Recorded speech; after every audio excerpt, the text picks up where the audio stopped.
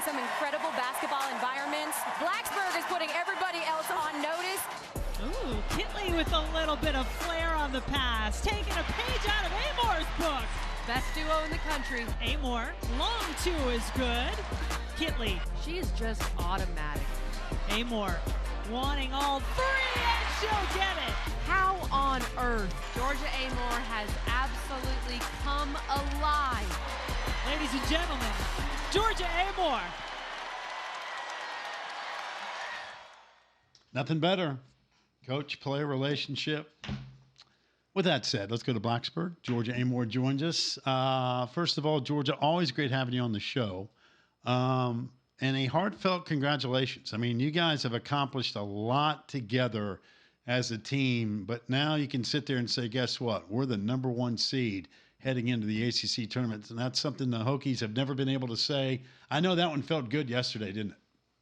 Oh, yeah, for sure. And we knew going into the game it was going to be massive for us in terms of, seeding and, clenching a share in the regular season title, which, as you said, is like nothing that we've ever done before, which is pretty dope. But, we're on this incredible winning streak and, pardon, Winnie. Hey, Winnie. The fam is not doing a good job at keeping her quiet. Anyways, but the game was massive, and I'm glad that, with all the game days and the potential distractions that we had, we pulled away with it. It was great fun. You got to have your family there, too, because you walked senior day, obviously emotional. How would you describe the emotions you felt pregame? Were there any tears at any point? Not really, because, the personal flaw of mine, I don't really like to let myself feel emotion, so I was kind of just like a bit unavailable. And you know what? It played off because, there was many things to get emotional about, senior night, but just like the excitement and all of the nerves and all of that come along with it. But, I was pretty locked in, I'm not gonna lie. When you were on game day, pregame, early in the morning with the whole crew, when you looked up, it was a really incredible scene. There were so many signs, and that's one of the coolest parts about game day is you see people with all these signs, and there were a ton with your name on it. Do you have a favorite one that stood out to you from the weekend? Yeah, I have got two. One of them was a Dean Martin one, and it was like when the moon hits your eye like a big pizza pie, that's amore. Which, yes, my name is Amor, but it's still always funny to me. And then the one I put on my story about, I'm getting a lot of like stepmom and like my dad's single, blah, blah, blah. Like that's weird, but it's also so funny to me. Because absolutely not. No, thank you. She is not available, like she just said. That's funny. We've had some fun with your family in the past. I know they're still hanging around in Blacksburg, perhaps watching the dog as we speak. But that had to be cool afterwards. I mean, we just played a clip of your coach talking about what you guys have meant to him and vice versa. But when you get away from the court and the celebration and all that stuff, what's it like being with family, truly family, in a situation like this? Yeah, they've only come over during Christmas time when all like the students are away, and they had never really seen, Blacksburg for truly what it is on game day.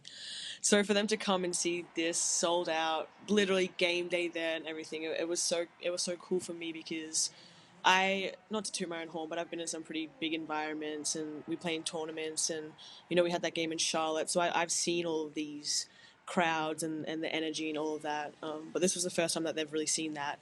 So for me, it was like heartwarming because it's like you don't know until you hear and you experience it. Like I can tell them all I want. I can tell them that, someone noticed me down the street, but until they're next to me at the dessert shop and a whole bunch of people come up to us to take pictures, like that's the type of lived experiences that they're kind of missing out on. So it's been great to show them around and I don't know, and I get just show them why I love it here.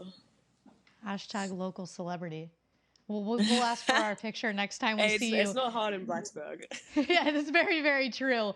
In the second quarter, you had to kind of sit there in foul trouble watching from the bench. And then you come in the third. Obviously, after halftime, you drop 14 of your 19 at that point. When you're sitting on a bench and watching, what's going through your mind? I want you to give us your perspective from that point, because it's a different view than you actually being out there on the court. Yeah, no, for sure. I think, yesterday specifically, UNC started doing their quarter court press or their half court press, and they dropped back into a 3-2 zone. And for me, that was, kind of annoying because I love dissecting those type of things, and I thought that the ball was a bit stagnant, and I just kept trying to remind the girls to like keep it moving. And it's never a good thing when the point guard who knows exactly what the coach wants has to sit. So that's my bad for not resisting temptations. But I don't know. I sit next to the assistant coaches. I hear what they have to say. I'm trying to see it from like an unbiased perspective, and it honestly helped me when I came back on the floor to be able to fix the mistakes I was making in the first quarter, because I wasn't really doing a whole lot in the first quarter. So I was able to watch their coverages and stuff like that, and kind of dice it up from there. Georgia, in this crazy world of college athletics, while we're sitting here talking about the great scene, which was College Game Day, and obviously a big win, and what your team accomplished, I'm sure Kenny Brooks made it crystal clear. All that's fine and good, but you know what? You got a road trip to Notre Dame. You know how good Notre Dame is, and they're playing for that double bye. You got a road trip to Virginia. The Hoos are fresh off of winning at Louisville. You know how difficult that is. You guys just accomplished it.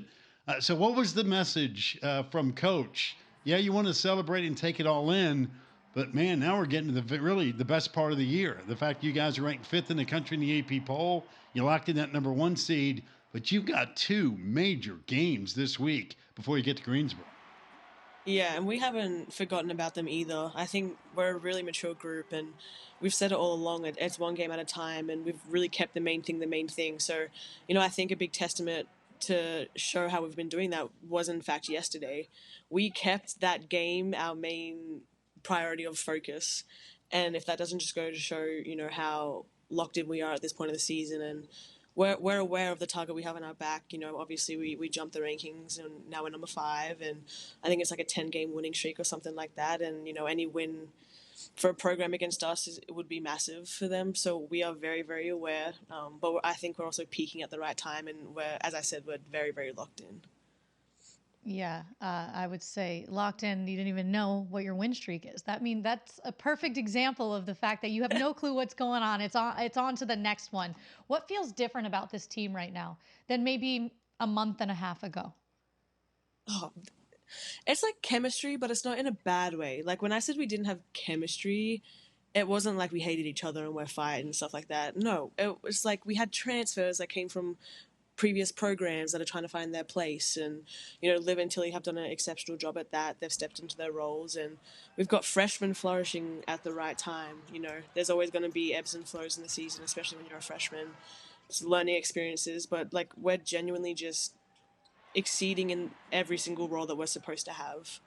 No part of this team is selfish, and we know how important it is to get it into Liz, or to hit Caleb for open shots, and I think we're just a very well-oiled machine right now.